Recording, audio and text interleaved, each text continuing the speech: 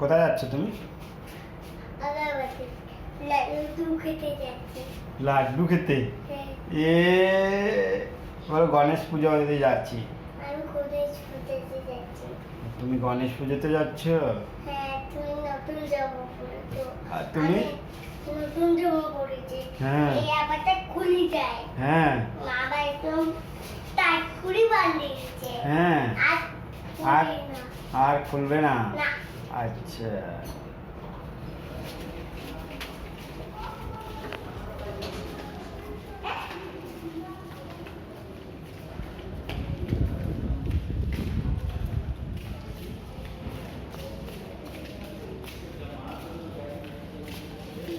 তোমার হাতে ওটা কি?